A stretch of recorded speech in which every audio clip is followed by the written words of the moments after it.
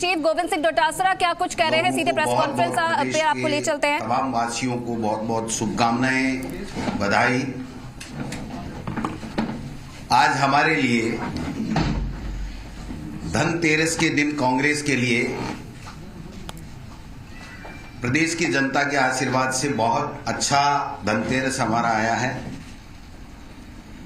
आज सुबह सुबह तो 31,000 की भर्ती का रिजल्ट घोषित हुआ। डीएलईडी का रिजल्ट भी कल शाम को घोषित हो गया था। बच्चों को नौकरी की राह खुलेगी। और जो दो उपचुनाव जो 30 तारीख को मतदान था, उसका रिजल्ट एक का आ चुका है, एक का तकरीबन आने के ऊपर है। मैं आप सबको बताना चाहता हूं कि दोनों उपचुनाव में कांग्रेस पार्टी ने ऐतिहासिक जीत हासिल की है। दारियाबाद में हम 18,700 से अधिक मतों से जीत चुके हैं। चुनाव आयोग ने जीत डिक्लेयर कर दी है। और बल्लभनगर में हम तकरीबन इसके पास में हैं। अब कंपटीशन दोनों उपचुनावों में भारतीय जनता पार्टी और कांग्रेस का नहीं होकर के एक कंपटीशन तो कांग्रेस में दोनों उम्मीदवारों में कौन ज्यादा मतों से जीतता है ये रहा है। और एक कंपटीशन ये था जो करीब करीब उसमें भी बीजेपी हार चुकी कि दूसरे नंबर पे रहने की लड़ाई वो लड़ रहे थे। लेकिन शायद जो मुझे जानकारी अब तक है, भारतीय जनता पार्टी दोनों उपचुनाव में तीसरे और चौथे स्थान पे है, सेकंड में भी नहीं रही है। मैं समझता हूं कि ये कांग्रेस पार्टी के कार्यकर्ताओं की मेहनत की जीत, हमारे राजस्थान की सरकार मुखिया अशोक गहलोत जी के नेतृत्व में जो गुड गवर्नेंस हो रही है उसकी जीत, और हमारे नेता राहुल गांधी जी जिस प्रकार से केंद्र की सरकार, मोदी जी की सरकार जो विफल रही है, चाहे महंगाई का मुद्दा हो, चाहे बेरोजगारी का मुद्दा हो, चाहे दूसरे मुद्दे हो, उनके ऊपर उन्होंने जो एक्सपोज इस मोदी सरकार को पूरे देश में किया है, उससे राजस्थान में महंगाई के मुद्दे को, बेरोजगारी के मुद्दे को लोगों ने इस बात को समझा है और उससे प्रभावित होकर के ऐतिहासिक जीत राजस्थान में दोनों उपचुनाव में कांग्रेस पार्टी को दिलाई है और भारतीय जनता पार्टी को तीसरे नंबर और चौथे नंबर के ऊपर धकेलने का काम किया है। मैं समझता हूं कि जो उपचुनाव होते हैं उसमें सरकार की एंटी कमेंसी होने के कारण से प्रायः यह माना जाता है कि प्रतिपक्ष को सफलताएं मिलती हैं। आपने देखा होगा 13 से 18 के बीच में जब हम विपक्ष में थे तो 8 उपचुनाव हुए थे।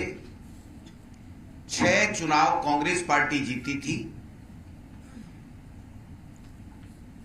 संकेत मिल गए थे कि एंटी कमेंसी इतनी तकड़ी है कि कांग्रेस पार्टी की सरकार बनेगी और भाजपा का सुपड़ा साफ होगा। आज जब हम 7 उपचुनाव हैं तो 5 में कांग्रेस जीती, 1 में आरएलपी और बीजेपी मिलकर के चुनाव जीती थी और 1 में भारतीय जनता पार्टी चुनाव जीती है। वो भी 25,000 के जंतर से जीतने वाली भारतीय जनता पार्टी 5,000 में सिमट गई थी। इससे स्पष्ट होता है कि मोदी जी की सरकार के खिलाफ पूरी एंटी कमेंसी है और हमारी सरकार राजस्थान में जो चल रही है उसकी गुड गवर्नेंस और लोकप्रियता इतनी है कि ये संकेत ये हैं कि 2023 में पुनः कांग्रेस की सरकार भारी बहुमत के साथ में बनने वाली है। मैंने पहले भी कहा था कि भारतीय जनता पार्टी में केवल आज की तारीख में एक कंपटीशन चल रहा है, एक एजेंडे के ऊपर वो लोग बात काम कर रहे हैं कि अपनी लीडरशिप को क्रेश करो, चाहे भारतीय जनता पार्टी दोबारा यहां जिंदा रहे या नहीं रहे, इस बात की परवाह नहीं है। और मैं समझता हूं इस कंपटीशन में वो सफल रहे कि भारतीय जनता पार्टी प्रतिपक्ष में होते हुए भी जनता के मुद्दे नहीं उठाए, सरकार की योजनाओं के लिए कोई कमी खामी नहीं बताए, बल्कि आपस में लड़ करके झगड़ करके अपने आप का सर्वनाश कर ले, इस दिशा में ये लोग बात चल रहे हैं। खुद भारतीय जनता पार्टी के प्रदेश अध्यक्ष जी का मैं अभी मीडिया में सुन रहा था, उन्होंने ये कहा कि तात्कालिक मुद्दों के ऊपर चुनाव हुआ है, तात्कालिक मुद्दों के ऊपर चुनाव हुए और हम हार गए, तो मैं उनको बधाई देना चाहता हूं, धन्यवाद देना चाहता हूं कि उन्होंने इस बात को स्वीकार किया कि तात्कालिक मुद्दे राजस्थान में दो थे। एक तात्कालिक मुद्दा यह था कि सरकार बहुत बेहतर और अच्छा काम कर रही है, गुड गवर्नेंस है, अच्छा बजट है, अच्छा कोरोना का मैनेजमेंट है, अच्छी लॉ एंड ऑर्डर है। और दूसरा मुद्दा जनता के बीच में यह था कि केंद्र की मोदी सरकार की महंगाई ने कमर तोड़ दी, बेरोजगारों को रोजगार नहीं दे रहे हैं, आर्थिक नीति हमारी फेल है, विदेश नीति हमारी फेल है, और किसानों के लिए जो 3 काले कानून बड़े उद्योगपति मित्रों को फायदा देने के लिए लाए, उससे किसान परेशान है और वो आक्रोशित है सरकार के खिलाफ। ये 2 तात्कालिक मुद्दे थे जिनके ऊपर हमें मत मिला है और उनको भारी असफलता मिली है। तो स्वयं जब स्वीकार कर चुके और ये बात सर्वविदित हो गई है कि भारतीय जनता पार्टी में जो इतनी लड़ाई है, जहां जहां भी राठौड़ साहब जाते हैं, पूनिया जी से पहले, प्रदेश अध्यक्ष से पहले भाषण देते हैं, प्रेस कॉन्फ्रेंस 1 मिनट पहले करते हैं, फिर पूनिया जी करते हैं। गुलाब चंद जी कटारिया साहब के कहने से टिकटें नहीं मिलती हैं, वो कहां क्या बोल जाते हैं ये उनके ध्यान में नहीं रहता है।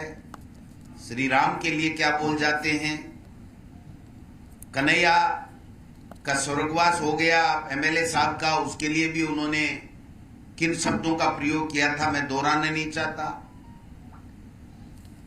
एक बात जो विशेष रोचक सामने आई है वो भी मैं शेयर करना चाहता हूं आपके सामने कि भारतीय जनता पार्टी के यहां के लीडरशिप ने केंद्रीय नेतृत्व को ये दोनों ही नाम नहीं भेजे थे जिनको टिकट मिली है। यानी केंद्र के नेतृत्व को भाजपा के प्रदेश नेतृत्व के ऊपर, इनकी कोर कमेटी के ऊपर कोई विश्वास नहीं है। उन्होंने अपनी मर्जी से ये फैसले करके और यहां पर भेजा। तो जो आपस में इनमें प्रदेश की भाजपा की इकाई में झगड़े हैं, उनसे ज्यादा प्रदेश बीजेपी और केंद्र की जो बीजेपी है उसमें भी समन्वय का अभाव है, एक दूसरे पे विश्वास नहीं कर रहे हैं। हमारी बात, राहुल गांधी जी की बात बहुत साफ और स्पष्ट हो रही है कि केंद्र में मोदी सरकार हिटलरशाही शासन कर रही है, न अपने नेताओं को, स्थानीय नेताओं को पूछ रही है, न अपने सीनियर लीडर जो केंद्र में बैठे हैं उनको पूछ रही है। केवल नरेंद्र मोदी और अमित शाह अपनी मर्जी से फैसले कर रहे हैं। और जो बल्लभ नगर की टिकट मिली है, आप और हम सब जानते हैं कि कितने में क्या हुआ, मुझे बताने की आवश्यकता नहीं है। तो जब कोई पार्टी इस तरह से प्रदेश नेतृत्व के खिलाफ फैसले करने लगे, कोई पार्टी केंद्र में बैठ करके हिटलरशाही शासन करे, जनता के मुद्दों से सरोकार नहीं रखे, कोई पार्टी अपने ही नेताओं को क्रेश करने में लग जाए, तो उस पार्टी का खात्मा निश्चित है। तो मैं तो इतना ही कहना चाहूंगा कि हम लोग 18,000 से ऊपर चुनाव गाजियाबाद में कांग्रेस पार्टी के कार्यकर्ताओं की मेहनत के कारण से जीत चुके हैं। आदरणीय खाचरियावास साहब पहले दिन से वहां के इंचार्ज मिनिस्टर थे बल्लभनगर के। इन्होंने शानदार वहां पर व्यवस्थाएं की और गांव-गांव में, घर-घर में जाकर के सरकार की, हमारी लोकप्रिय सरकार की योजनाओं को बताने में सफल रहे।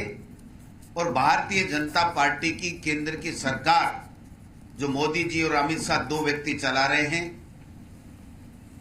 उनकी जो खिलाफ जो मुद्दे थे, चाहे वो किसानों का मुद्दा हो, चाहे महंगाई का मुद्दा हो, चाहे बेरोजगारी का मुद्दा हो, चाहे आर्थिक नीति का मुद्दा हो, चाहे विदेश नीति चाइना ने जो कब्जा किया उसका मुद्दा हो, उनको बताने में सफल रहे। यहां पर भी धारियाबाद में भी हमारे अशोक चांदना जी, हमारे बामनिया जी, धर्मेंद्र जी राठौड़ और तमाम हमारे जो रामलाल जी एमएलए साहब,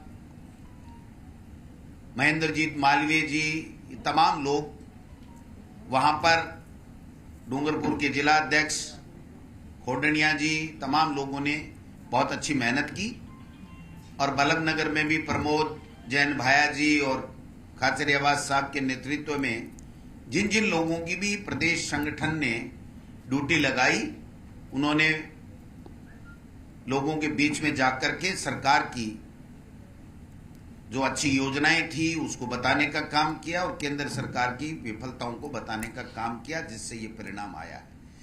कल जिला परिषद के दोनों चुनाव में हम बहुत अच्छे मतों से जीते और प्रधान उनके 22 में से 6 बने, वो भी फिर वो प्रधान में 4 में आकर के टिक गए। तो उनका ग्राफ धीरे धीरे नीचे जा रहा है और 3 साल पूरे होने के बावजूद भी कांग्रेस की, हमारी सरकार और संगठन के तालमेल के कारण से हमारा ग्राफ ऊपर जा रहा है। और जिस प्रकार से हमारे नेता राहुल गांधी जी प्रधानमंत्री और केंद्र की सरकार को विभिन्न मुद्दों के ऊपर एक्सपोज करने का काम कर रहे हैं, मैं समझता हूं पूरे देश में इस तरह का माहौल बन चुका है कि भारतीय जनता पार्टी और एनडीए सरकार अब दोबारा जब भी चुनाव होंगे वो नहीं आ पाएगी। कांग्रेस पार्टी सोनिया गांधी और राहुल गांधी के नेतृत्व में पूरे देश में पुनः भारी बहुमत के साथ में आने वाली है।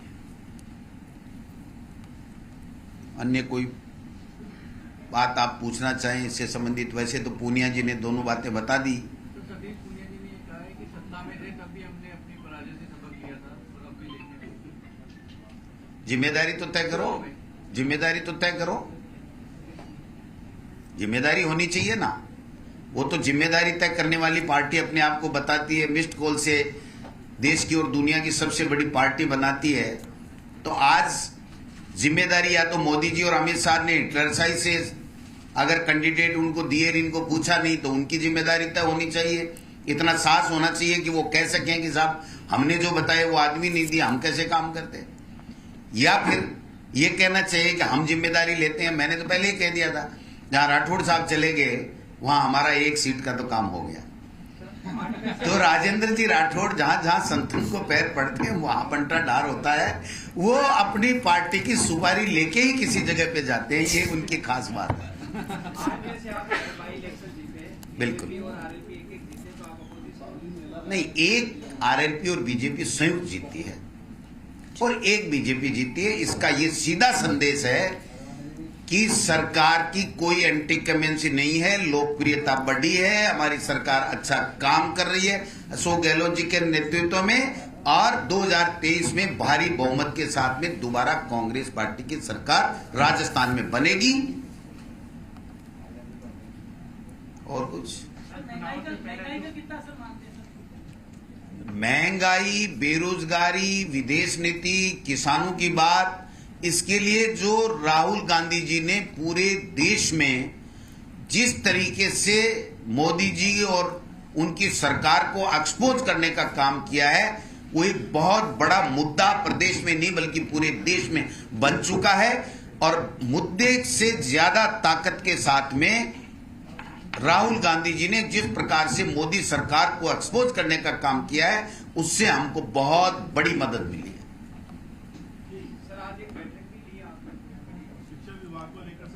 शिक्षा विभाग में काफी नवाचार और काफी घोषणाएं आज माननीय मुख्यमंत्री जी के श्रीमुख से होने वाली हैं। अभी थोड़ी देर में आप वेट कीजिए, अच्छी अच्छी घोषणाएं माननीय मुख्यमंत्री जी करेंगे।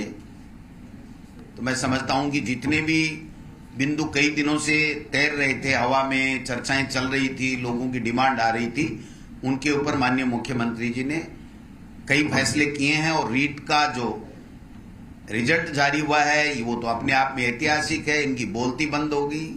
31,000 परिवारों में दिवाली खुशियां लेकर के आई है। यही एक कारण था कि ये अगर हो जाएगा तो भाजपा की दुर्गति होना यहां पर निश्चित है, इसलिए ये इस तरीके का विरोध कर रहे थे। सर, चुनाव से पहले जैसे कि भाजपा के अंदर जो जोश दिखाई दे रहा था, वो दिखाई दे रहा था, जैसे में महंगाई का जो अहम मुद्दा उछाला गया था, वो देखा जाएगा जिस तरीके से नतीजे आ रहे हैं। बिल्कुल साहब, महंगाई का प्रमुख मुद्दा है केंद्र की सरकार के खिलाफ में।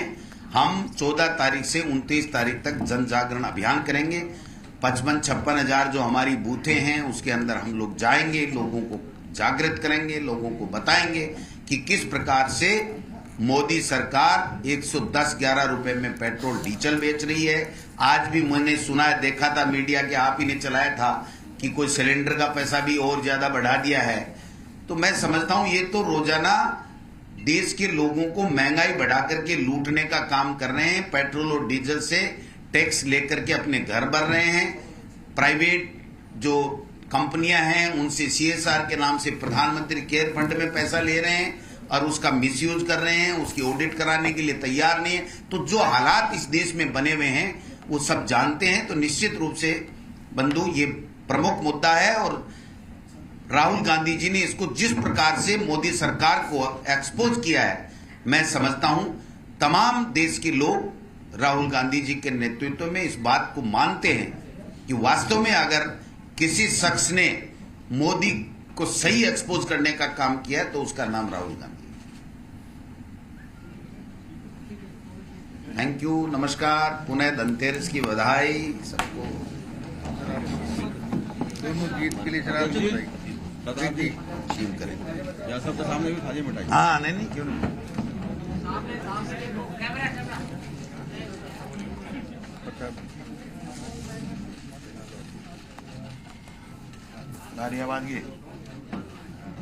ज्यादा खानी पड़ती।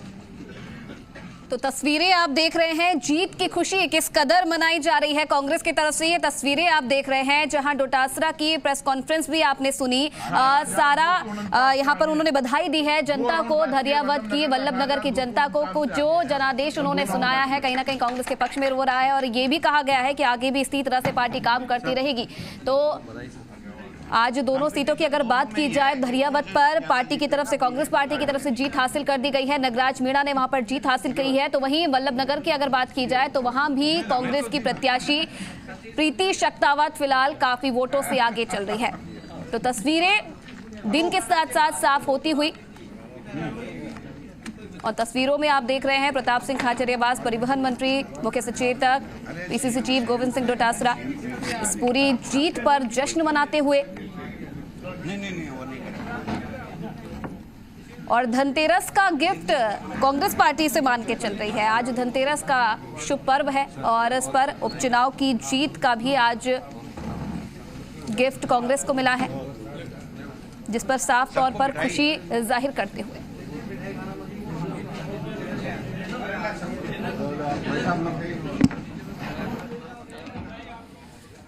चलिए, तो तमाम तस्वीरें भी लगातार आप देख रहे हैं किस तरीके से जो पार्टी के कार्यकर्ता हैं वो इस पूरी खुशी को मनाते हुए, इस पूरे जश्न को मनाते हुए।